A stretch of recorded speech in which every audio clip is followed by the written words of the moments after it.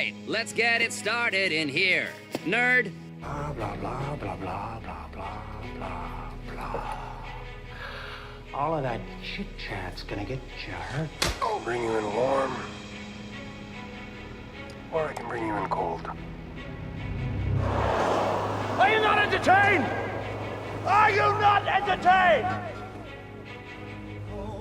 Toss a coin to your witcher, a friend of humanity. Thank you. Okay, cool. Yeah, it's starting to record now. We're good. Yeah, I'm glad you like Community. Johnny always asks that question because he's been a Community fan for since it began. Yeah, I was gonna say since he was 18, before which was DVR 20 was years a thing. ago. Oh yeah, that's awesome. I ran into it when it hit Hulu finally and started watching it, but I've been through it I think 3 times now. That's what I do. You're probably like, oh, that's cute. Yeah, I love it. So what was the best interaction you've had at the park? Like, what was one that you've had one to be like, you know what? I'm glad I signed up for this. Yeah, I mean, honestly, it's just not so cheesy. I get that every day. I mean, I've been here for 2 years and I'm in character for 17 hours a week. Oh, it's nuts. Like you're in character for a long time. You know, it can really drain you. But every single day, I find that there's another interaction that I truly treasure. But one in particular that I love is there is a hardcore world walker that she is incredible. And as my serial killer character, his name was Maxwell Morgan. He was getting arrested and he knew it. He was like, they have found me out. They know it's me. I'm getting arrested. So he went up to this world walker and said, listen, I need you to get a lockpick. Just have it ready and bring it to me. And she was like, what? Why? And I went, you'll know why. Because you're chaotic evil. Yeah, exactly. And at the time, she was really leaning into the fact that she was this, this dark entity. She was this evil world walker, which is a dangerous game to play, I will say. Because if you're a world walker and you're like, I want to be bad, you have to accept the fact that you are going to lose. Yeah. And you also, can't be annoying, or we'll kick you out. But I guess annoying is probably disruptive is what I should say. There we go. You can't be disruptive. Being annoying as you want. But I went to get me a lockpick. I need a lockpick. And then about 2 minutes later, I turned around with the constable walking down the road. I'm like, all right, this is it. I got arrested. And later that night, I was in shackles. I had the shackles behind my back. I was in this cage, this cart cage that we have. And I was just sitting there, had my hands behind my back. I was getting interviewed by a couple of world walkers asking, why'd you do it?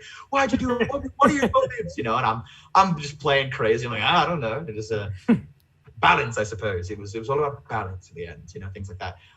And she just casually, I felt the cold lockpick against my fingers. I opened my hand, slipped it into my sleeve, and then just kind of sat up. And they were real manacles, real old time manacles that we were using. So without that lockpick, I wouldn't have been able to get out. We had keys and such. I even had a key on me just in case. But I mean, that's the actor had a key on him. Maxwell as a character, he didn't have a key, man. I mean, this is the only way he was getting out. So later in the night, I actually did use that same lockpick to pick the lock on the handcuffs and shoot some. Again, I'm a sleight of hand artist, so I shot some fire out of my hand and everything, and he ended up dying that night. But I loved it. I loved it. She just fed into this whole, bye Johnny, fed into this whole world of what was happening. And she helped me break out. It was awesome. It was so awesome. And she followed through. But I have a million stories like that. I have a million times that I've been like, hey, go do this for me. And let's see what we can pull off and things. And they do it, they follow through. They're awesome. And they're so fun to play with. Other times you tell them and they don't agree with you, so they foil you. They put a tripping block in front of you, and it's like, oh no, now I gotta adjust. And it's fun to create those relationships, and that's a big thing. Is my character has relationships. His people in park has these friendships with these people that he's built, or not friendships, or these bitter rivalries, backstabberies. So I love it. Yeah, it's really awesome. And that's got to be one of my favorite times, was just going up to her and being like, look, dude, I'm done.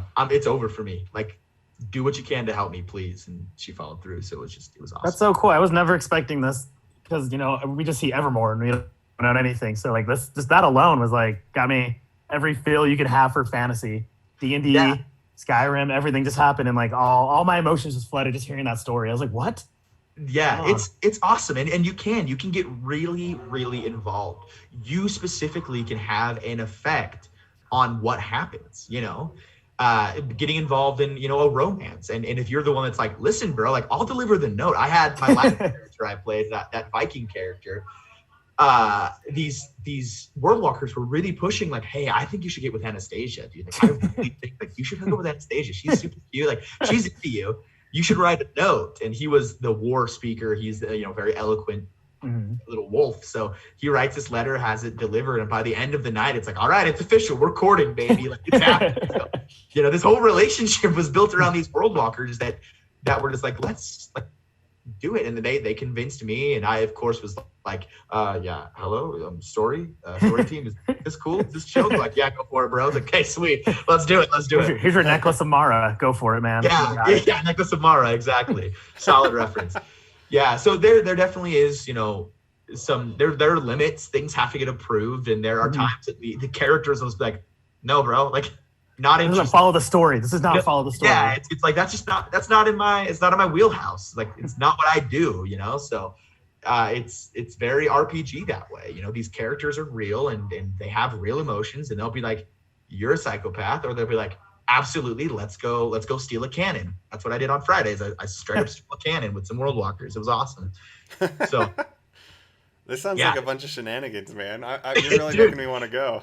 I mean, it is.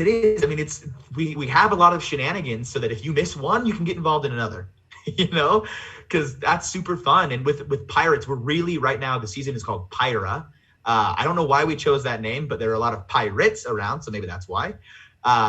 Or maybe Pyra like fire because it's hot and it's the summer. I have no idea. It works so many levels. Yeah, so many levels, right? That somebody knows what they're doing.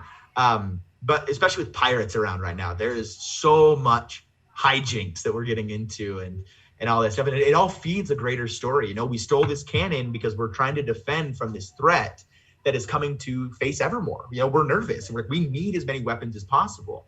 But in the meantime, like I'm walking around like, let's steal it as a cannon, all right? Like, all this stuff. So yeah, it's a really good time. I really, really enjoy it. And again, I've done anything from writing to world building to game development to now acting, of course, as well with them, and mostly acting. But just the whole thing, it has a lot of brilliant minds behind it and a lot of just really passionate artists that have created such an incredible experience that has come a long way from those rehearsals I was talking about. Like Yeah. It's really come a long way. And I think right now we're especially in an awesome spot with these new epics in the battle arena. Just, oh man, I'm all for it right now. I'm really, really loving it. What other worlds would you say are kind of like, if we're just trying to visualize it before we go, like, would you say it's a lot like the Witcher universe? Would you say it's a lot like Lord of the Rings? Would you say it's a lot like Skyrim, like, or a combination of all of it? Like, what are some ways you'd help people visually? Yeah, it's tough actually. It is sort of a unique feeling because the way Evermore works is all these portals open to different worlds, to the world of Mythos, which again was like our Tolkien-esque world, the world of Aurora, which is this frigid wasteland with these great climbing palaces every now and then, right? To the world of Lore, which has this darkness, this plague that can topical that can crawl through and infect people and create zombie-like monsters. We have all these different inspirations. I'm this new character is from a portal we've never been to before. So all these different inspirations where I have kind of a sort of steampunk feel, where somebody else is, this huge knight in this clad armor, where the Blackhearts are wearing their leather cloaks. They have their 1880s era rifles, their revolvers and their rifles. It's kind of a mixture, and whatever you're looking for, you can find it, because of this very unique colliding of worlds. There's a lot of a feel. If you want more of a Witcher feel, probably go to the Blackhearts. Probably go talk to them. Again, they're more Van Helsing because they use their guns and their axes, less than like silver swords, but you can specialize and they can teach you like, well, this is how you kill undead. This is how you kill fae. Like, this is how you track these individuals. You know, and each of the characters are specialists. Lazar, oh man, he's a brand new, he's a character name is Lazar. He's a brand new Blackheart hunter, and he's an undead specialist with this awesome rapier, this great look about him. You can talk to him about killing undead. You can talk to Kine. They're this awesome, just little scrappy fighter with just this nut strength that is, you know, is a specialist in Fae. There are more. You know, the knights, so cool. One of them is the commander of the knights. He's this massive, just intimidating presence. So you can find it everywhere. I ramble. I go on, but you know, you can find it almost anywhere. You want to be the bard from The Witcher? You want to be the guy toss your coin to the Witcher? Toss the coin. Yeah, go join the bards. There you have it, right? So you have infinite choices of what you can be. That's cool. That's way cool. Yeah. So since the world is what it is, and the real world, is there any like COVID-19 tips that you can give our listeners so they know ahead of the park? Like spacing, what do you guys recommend? Just so it's easier for them. So this first thing is entirely me personally. Wear a mask. You know, that's important. Yeah, that's beautiful. That's beautiful. Yeah, it does not require you to wear a mask to gain entry. The actors are not required to wear masks. A lot of us don't, because you need to be able to hear and understand us. But if you were to wear a mask, that's important. What the park, of course, officially their stance, masks are great. They allow masks. I believe they suggest masks. Social distancing is huge. We as actors are very cognizant of the social distancing aspect. And if mistakenly we find ourselves, you know, chatting a bit too close, our actors may be like, hey, like, you know, and everything. Yeah, we're cognizant of social distancing. We ask that you do the same, of course. And then naturally, as it always is, if you are not feeling well, even if you're like, yeah, my nose is stuffy, I think it's allergies, make sure it's allergies before coming to the park. Just be cool, be chill, be excellent to each other. Be most excellent to each other. Love it. Exactly. So just be smart is mostly the thing. There are signs all over talking about social distancing. We, of course, in park, it's an immersion park. We do everything we can not to break immersion. We refer to it as cholera. We say it as the play. So we will often refer to it with my sleight of hand and everything. You know, pick a card, any card. I just say name a card. You know, I've had to adjust and everything. So we are cognizant. We don't do gold trading anymore. So if you bring your gold, I'm so sorry, I can't accept it. We don't do trinket trading. You know, people will bring trinkets, like, look, this little charm has a fairy on it. I'm like, sweet, I'll give you 10 gold, or I'll give you, you know, this bauble that I have. You know, we aren't doing that right now. Guild cards, to get like cards to signify your guild, because we want to send you home with something, right? Yeah. We aren't doing those for every guild member. You know, occasionally we might take out a card and hand it. Like, you can write your name on it and everything, but we're very careful about it. You know, I'll use my coat and reach in and grab it with my coat and hand it, which of course, you know, isn't a solution by any means. It's not a solution, but it's a precaution. Right? Yeah, it's a precaution. So it's just like we're doing everything that we can to still create this experience for you, because we are in a special kind of way, and you know, staying closed is dangerous nowadays. I mean, a lot of businesses are really hurting because of it. Yeah. So, and people are, you know, people need the escapism. So it's beautiful. Yeah, exactly. And Evermore is such a great place to escape to. I mean, escapism is the name of the game there. We do everything we can. There's a movie, and I'm forgetting the title, and it's a classic, so I feel like an idiot. But this man is sent back in time by mistake. He gets somehow sent back in time to like the Victorian era England, which is the official era for Evermore as well, Victorian England. He gets sent back in time, and he for the first little while he's really trying to figure out how to get home. But as more time goes, he forgets about his past life. And then as he's walking around fully immersed, he's like, like, this is who I am now. He sees a penny on the ground, you know, a modern day penny. And he goes, I gotta get home, right? I gotta get home. I gotta do this. I gotta do that. You know, and what we try to do at Evermore is eliminate those pennies, right? We don't want you stumbling upon a penny. We want you to be able to let go, live in this world, and be something, be a hero or a villain, you know, a non-disruptive villain. Be a fun villain. A fun villain, exactly. Things like that. So yeah, let you be this hero, let you be this fantasy character, and not be stuck, not like what I am, not be a computer programmer, works from home and doesn't leave the house, you know? Like why me and Jay podcast. Hey, we don't want a real world. We want podcasting and meet great new people. And yeah, like we knew Cade before he was a big actor. We knew him when he was bragging about Evermore. Yes. Yeah, so it's an absolutely incredible place. It is awesome. The new adjustments we've made to the way it operates with kind of the pick your own experience sort of thing. Yeah, that's so cool. That is really so cool. You have no idea. Like I was all about this park just by like being like a cool park to hang out in, but I had no idea like these levels of where it's at. It just sounds even better and better. Yeah, and we do everything we can to bring the entertainment to you, right? We don't want you to have to put too much in to be entertained, and we have that.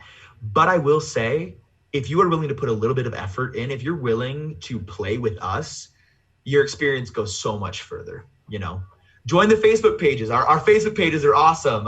Evermore community page or Evermore theories and spoilers. They're really awesome at separating them. There's Evermore theories and spoilers for people who are like, they want to keep up on the story, but maybe they live far away, or, you know, they've seen it all already. So they're like, let's just talk about it and discuss it. Like the epics, again, it's run over and over again. So a lot of people are all about like, let's discuss the epic. How did it go for you? What outcome did you guys get? And you can run those as many times as you like. It is $10 each time, but there's no limit. I mean, feel free to run it at 20 times. If you really want, right now we're doing a mayoral election. If you really want someone to win the election and you're like, I want them to win, just play it, dude. Play it over and over again, you know? But yeah, if you can put a little bit of effort into it, you can get a lot out of it. It's not required by any means. You can have an awesome family night with your children, you know, wrangling these kids, trying to get them around. You can't put too much effort into it. You're just trying to wrangle your kids. You can have an amazing night with that as well. But for those fantasy nerds and all of us, there's so much to uncover. That's sweet. Can you show us one more magic trick? Although it'll be a trip. I wanted to. I think we're about at the end of our time. But since I'm recording, I'd like to show one more real quick. Right. So I'm a sleight of hand magician, right? So that's kind of pretty good. Oh, we gotta get there. You know, that one's great for the kids. Or for the adults. That was really cool. Yeah, luckily I come prepared. I didn't think I came prepared, but I did. Oh, wow. I have my Evermore bag right next to me, conveniently. That's what I brought my laptop today. But yeah, like I said, I'm a sleight of hand. Golly, dude. I was like, Jay, let's audition for this. No, that's the thing though. Is it's you don't need to be a sleight of hand magician to audition. I am lucky to have that skill, right? So yeah, one fun thing is, you know, we'll name any card. We'll choose this card here, right? And I'm gonna stand up even to kind of show. So we got this 2 right here. Let me adjust my. There we go. That's what I'm looking for. We got this 2 of what is that? Spades, right? Yeah. 2 of spades. Dropping it. I'm an artist, I swear. And what's fun is especially in Evermore, I'm a very lucky magician to be able to be doing magic in Evermore due to the fact that magic, you know, it truly exists there. It's something that we actually talk about existing. So what I'm doing here is I'm showing you your card is right here, right on top of the deck, right? There's nothing in my hand. I don't have any sleeves, so nothing crazy going on. But what I want to show you is if you place your card just right here and you push it all the way in. Oh, I hate this, man. It vanishes, right? Dude, get this guy a ticket to Hogwarts, man. Jeez. Holy Yeah, You should man. be careful. You're going to be burned for witchcraft at the stake. I know, man. First a serial killer, now a witch. That was What is awesome. going on in Evermore? Well, we're gonna find out because the Deadlight nerds are gonna go front and center. Yes. The world walkers will never trust me again. But it's awesome. I love it. I can't speak enough of its praises. So some of the construction is not entirely finished, mind you. So keep that in mind. But even with that, even with what we have, it is still such a magical place. And I think that's just a testament. These setbacks that we have because of COVID, because of other complications and stuff with that especially, is a testament to just how incredible this place is. That's amazing. Well, you got 2 new friends out of it. Yeah. 2 new. And how long is the pirate thing going? Do you guys switch it up every quarter, or is it? About, yeah. So there are 4 seasons that we do now. Lore, Aurora, Pyra, Mythos. Okay. And Aurora is our winter Dickensian. Right? Aurora, it's in the winter. Lore is our dark Halloween. It's okay. awesome. I love Lore. I always look forward to Lore. Pyra is summer. Mythos is spring. So when Pyra ends August 29th, don't quote me on that. Somewhere around the end of August, mid to end of August, when it ends, we may have some downtime where the park is closed while we transition into Lore. The last time we transitioned to a new season, we tried to not close the park. We kept it open. And then COVID was like, no, you don't. How dare you?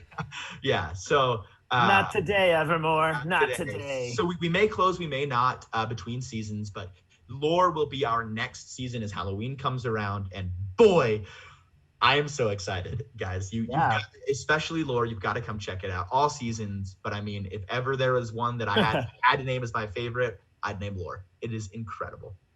That's sweet. Awesome. Cool, Cade. Well, thank you so much for being with us on the cast. You are now in our, podcast lore, as it were. Yeah. And I mean, we can't even knight you. You were already a knight because we like to knight our favorite people. We like to master them, And you're already a knight, so you're a double knight. You're a double knight. Cade wasn't a knight, though. That's right. Cade, you are now officially a knight. Yes. Deadlight nerds. Deadlight nerds. That's what I'm talking about. And we'll make you a master, too. Master of Evermore. I don't like that. Master of Sleight of Hand. Master of Sleight of Hand. Trickery. Master of Hand Trickery. master. Trickery. Yeah. Master of Trickery. I love it. That's awesome. Phenomenal.